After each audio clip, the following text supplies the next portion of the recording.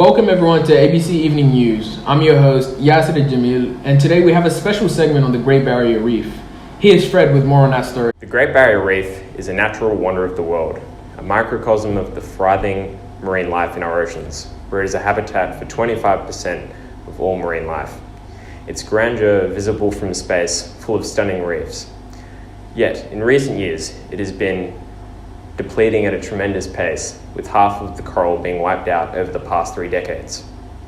There is a possibility that the rest will all be gone in the next few decades if we choose to act with negligence.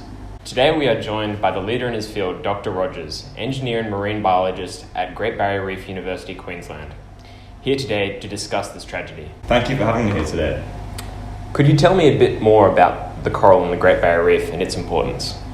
A coral reef is a large and immensely biodiverse underwater ecosystem containing 1,500 fish species, 5,000 mollusks, and 6 turtle species, containing several marine ridges that have emerged through the growth and deposition of coral over hundreds and thousands of years. So what are the main issues affecting the Great Barrier Reef today? As of now, the main issue is plastic pollution in conjunction with rising temperatures posing great risks. It is now at an all-time high, with plastics already decimating coral populations around the world. Around 11 billion pieces of plastic are coming down from the Asia-Pacific region and being trapped along 159 reefs between Thailand and Australia.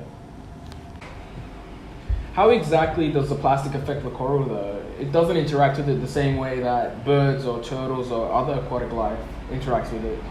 So why are they dying? Recent findings have shown that 29% of all coral found in the Great Barrier Reef have died in 2016 alone. Cornell University also found that the chances of coral reef becoming diseased increases from 4 to 89% when it comes into contact with plastic. Plastic debris stresses the coral through light deprivation, toxin release, and anoxia, giving pathogens a foothold for invasion. One could understand that the diseased coral, already overburdened, would struggle to adapt to these changes. With around 8 million tons of plastic being dumped into the ocean every year, we can only see this problem getting worse and worse. And I understand, Dr. Rogers, that you and your team have an interesting solution to this problem. Oh yes, Fred. Here at the Great Barrier Reef University, we've developed a device that will collect plastic, further digesting it through secretion of plastic degrading enzyme called Ideonella cycinosis in affected areas.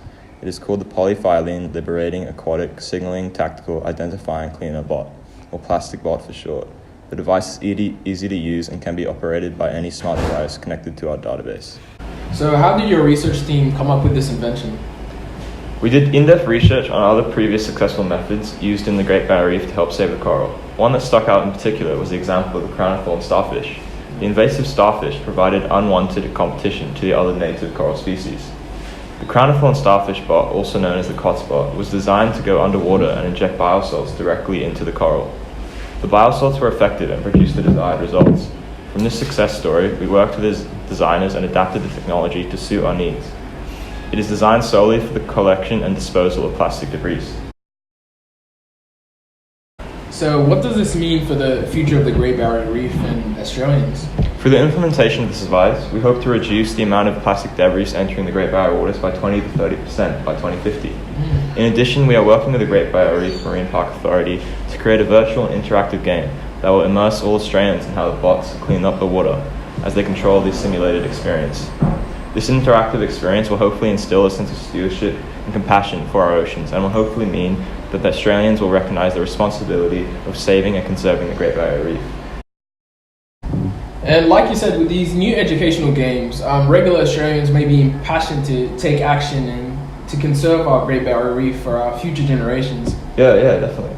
Well, thank you, Dr. Rogers, for joining us today and letting us know about the issues surrounding the Great Barrier Reef and how regular Australians can be a part of the conservation project.